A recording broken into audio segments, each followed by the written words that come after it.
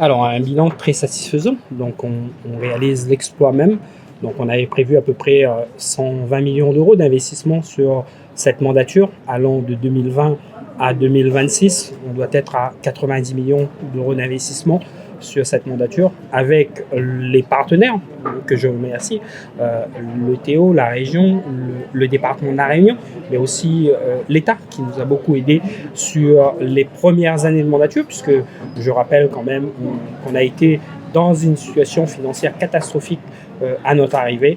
Et au bout de la 3e année, donc dès lors qu'on remet les comptes à l'équilibre, donc ça nous permet de relancer les investissements sur les territoires de Saint-Lô. Les 25%, vous avez par exemple l'écoquartier de la Salette, où les habitants même ne voulaient pas de ce projet, donc qu'on a abandonné. Après, il y a divers réseaux et voiries qu'on n'a pas pu réaliser, faute de maîtrise foncière aujourd'hui sur les territoires de Saint-Lô. On a une vision maintenant à long terme pour Saint-Lô, pour le Saint-Lô de demain, puisqu'on veut continuer à construire cette ville durable, cette ville agréable à vivre. Aujourd'hui, donc en centre-ville de Saint-Lô, par exemple, on veut arrêter la construction des immeubles. Les gens ne veulent plus de ça à Saint-Lô, et c'est pour ces raisons qu'on a ces derniers mois, ces dernières années, préempté les fonciers qui se situent à droite et à gauche de la rue Général Lambert, pour garder ces espaces fonciers en centre-ville, pour aérer le centre-ville,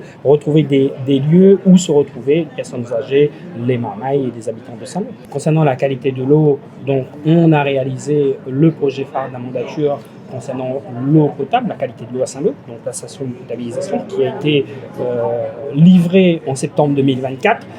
Il y aura la validation et l'arrêt du PLU donc au mois d'août, donc la semaine prochaine. Jeudi prochain, il y aura l'arrêt du PLU et on validera ce projet de PLU donc avant les élections 2026. Il y a eu 8 plaintes ces derniers mois concernant ce candidat-là. Quand vous venez de votre propre initiative déverser des déchets devant la ville de Saint-Lô, vous mettez à travers du véhicule du maire, etc.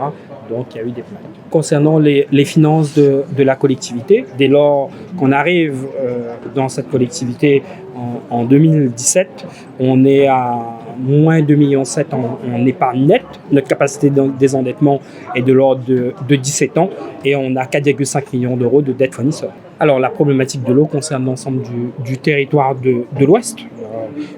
On va assister là dans les mois à venir, donc dans les années à venir, la livraison de pichettes, par exemple, sur le territoire de l'Ouest. Mais au niveau de la Réunion et de la France, mais au niveau mondial aujourd'hui, l'eau potable, l'accès à l'eau potable est une problématique.